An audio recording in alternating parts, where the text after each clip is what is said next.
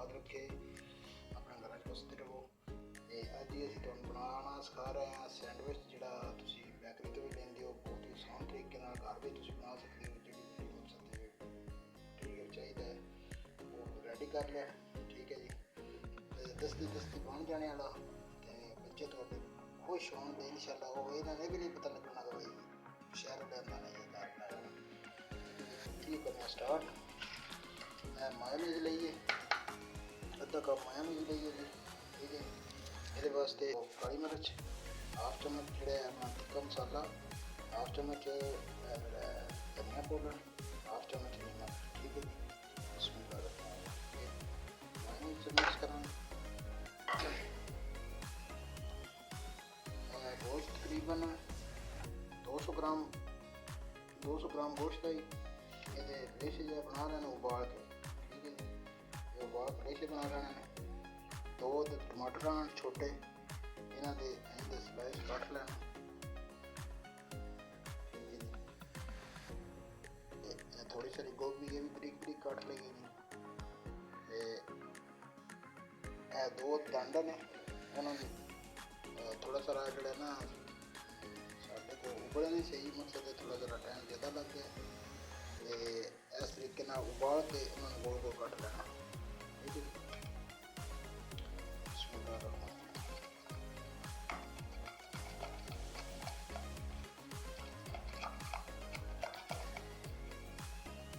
Sandwich ਦੀ ਜਿਹੜੀ sauce ਹੈ ਨਾ ਇਹ ਉਹ ਬਣਾ ਰਹੇ ਹਾਂ, ਠੀਕ ਹੈ ਜੀ।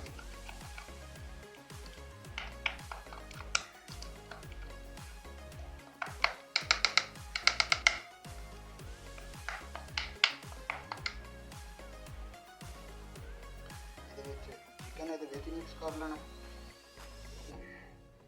ਸੌਸ 'ਚ।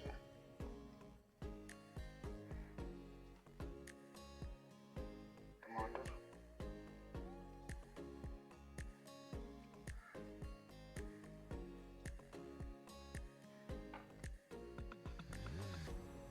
ਬੰਦ ਗੋਭੀ,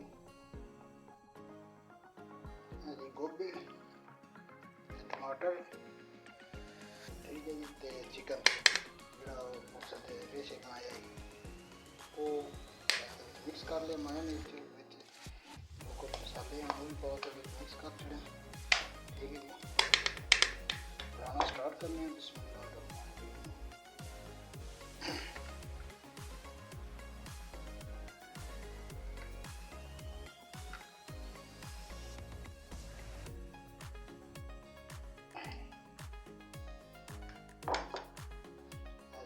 ਪਹਿਲਾਂ ਤੁਸੀਂ ਰਹਿਣਾ ਆਪਣਾ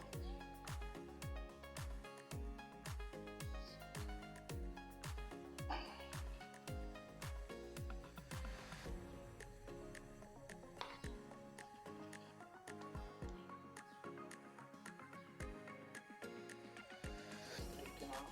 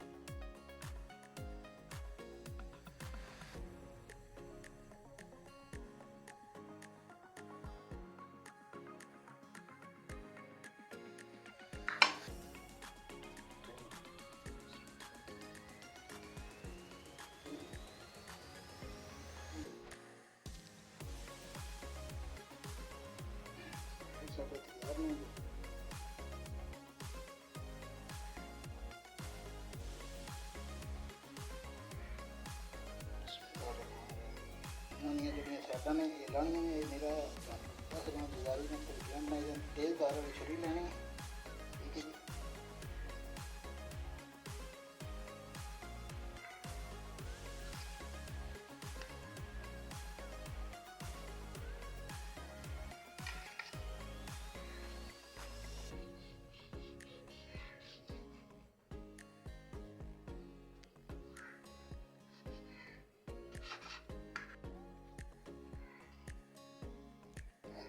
ਤੁਹਾਡੇ ਮਹਿਮਾਨ ਆ ਜਾਂਦੇ ਨੇ ਤੇ ਮਹਿਮਾਨਾਂ ਵਾਸਤੇ ਤੁਸੀਂ ਇੰਝ ਬਣਾ ਸਕਦੇ ਹੋ, ਠੀਕ ਹੈ। ਹੁਣ ਨਹੀਂ ਪਤਾ ਲੱਗਣ ਲੱਗਾ ਬਾਜ਼ਾਰ ਹੋ ਜਾਂਦਾ ਨਾ ਯਾਰ, ਬੱਚਿਆਂ ਦੇ ਨਹੀਂ ਹੁਣ ਤਾਂ ਕੋਈ ਲੋੜ ਨਹੀਂ ਹੋਰ ਦੀਆਂ ਸਾਈਡਾਂ ਰਿਮੂਵ ਕਰਨ ਦੀ, ਬਣਾਉਣੇ ਦੀ।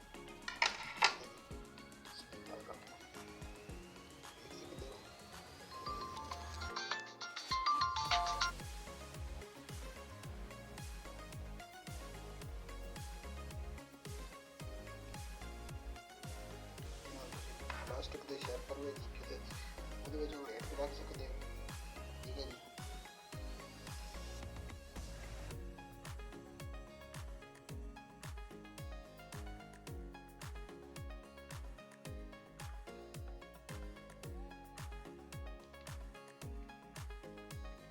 ਇਹ ਜਿਹੜਾ ਦੂਸਰਾ ਹੈ ਇਹਦਾ ਅਸੀਂ ਸਾਈਡਾਂ ਨੂੰ ਰਿਮੂਵ ਕਰਨਾ ਹੈ।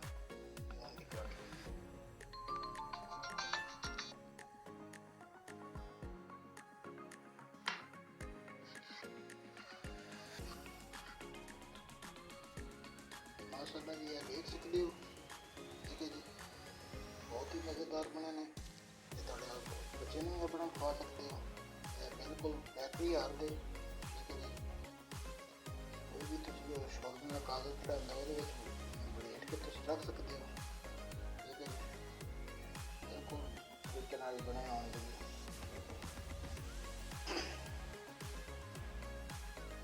ਮਾਸ਼ਾਅੱਲਾ ਇਸ ਤਰੀਕੇ ਨਾਲ ਬਣਾਉਣਾ ਮੈਂ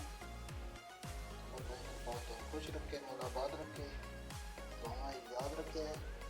तो वीडियो अच्छी लगे तो लाइक सबसक्राइब लाजमी करना, थोड़ा प्यार होंगे, थोड़ी मुहब्बत होंगी है, ठीक है जी। तो चैनल में लाइक सबसक्राइब लाजमी करना देख सकते हो।